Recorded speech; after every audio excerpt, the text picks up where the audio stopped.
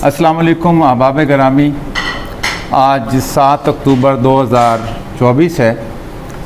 हमने अदबी बैठक का सिलसिला 2019 और 20 में जारी रखा था। फिर कोरोना के दिन आए और हमारी रौनक ऐसी बेहाल हुई कि आज से हम इसको दोबारा बहाल करने जा रहे हैं। आप सब लोगों की हाज़िरी का मैं बहुत ज़्यादा शुक्रगुज़ार हूँ कि आपके दम से ही हमारी ये अदबी बैठक जो है इसका ये सिलसिला दोबारा शुरू होने लगा है और इंशाअल्लाह अब ये सिलसिला हमेशा जारी रहेगा। मैं बग़ैर किसी ताख़ीर के आज की ये जो अदबी बैठक है इसका आगाज़ करने जा रहा हूँ और मैं चाहूँगा कि पहले मेरे ख़्याल है हमारे आज की इस महफ़िल में जितने लोग शामिल हैं उनका एक मुख्तसर सा तारुफ़ हो जाए। आज की ये शाम हमारे बहुत ही खूबसूरत शायर कोलीग दोस्त जनाब फलक शेर अंजुम साहब के नाम है। फलक शेर अंजुम साहब का ताल्लुक़ तो चोरकोट से है, लेकिन ये हमारे दिलों में रहते हैं और हमारे कोलीग हैं। बहुत अच्छा शेर कहते हैं और शेर फहम भी हैं।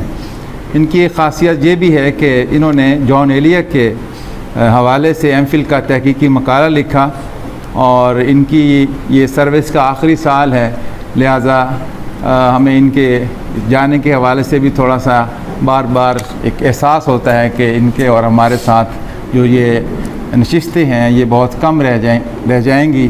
तो आज की शाम इसीलिए हमने इनके नाम की है।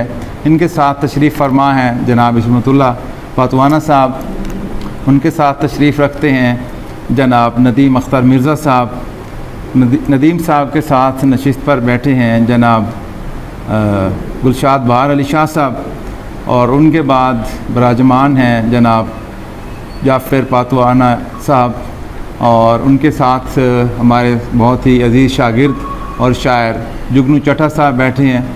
जबकि इस लाइन के अख्ताम पर जनाब प्रोफेसर बशारत हुसैन वकार साहब बराजमान हैं। जबकि मेरे बाएं जानिब जो है जनाब इशफाक रज़ा साहब बैठे हैं।